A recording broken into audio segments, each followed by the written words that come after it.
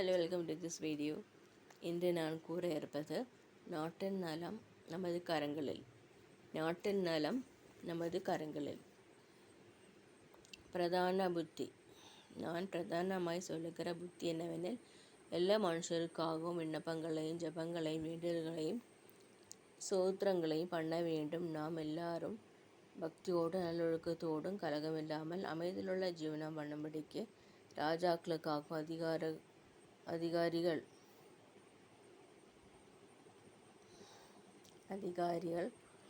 அதிகாரமுள்ள யாவருக்காகவும் அப்படியே செய்ய வேண்டும்.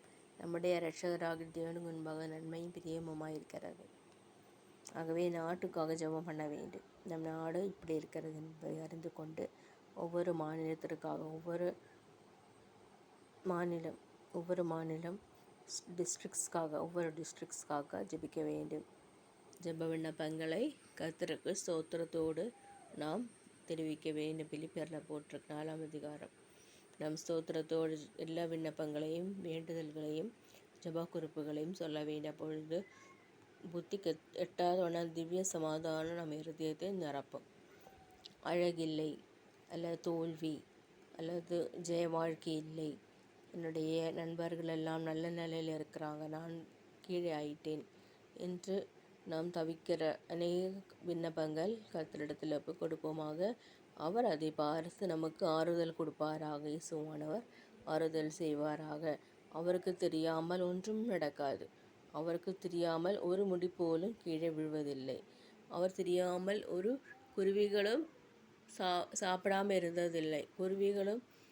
அவர்களும் வாழ்கிறார்கள். அவர்கள் நூற்பதில்லை, அவர்கள் விதைக்கவில்லை, அவர்களாகவே அவர்களை கர்த்தர் போஷிக்கிறார். அதே போல நம்மையும் போஷிப்பாராக.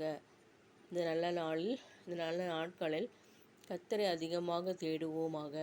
அவ்வாறு தேடும் பொழுது புத்தி கெட்டாத சமாதானம் அடையும். சமாதானம், சந்தோஷம் நம்ம வாழ்க்கையில் முக்கியமானது. உலக பிரகாரமான காரியத்திலிருந்து நாம் விடுதலை செய்யப்பட வேண்டும். கர்த்தர் விடுதலையாக்கினால் மெய்யாகவே விடுதலை ஆவீர்கள். ஆகவே இந்த காரியங்களை அறிந்து கொள்ள வேண்டும். பிரதான புத்தி, அதுதான் நான் சொன்னேன். பிரதான புத்தியை குறித்து சொல்லி உள்ளேன். 1 தீமோத்தேயு 2ஆம் அதிகாரம் 1-2 வசனங்களையும் வாசித்தேன். நாம் எல்லா பக்தியோடும் நல்லொழுக்கத்தோடும் கலகமில்லாமல் அமைதியிலுள்ள ஜீவனம் பண்ணும்படிக்கு ராஜாக்களுக்காகவும் அதிகாரமுள்ள யாவருக்காகவும் அப்படியே செய்ய வேண்டும்.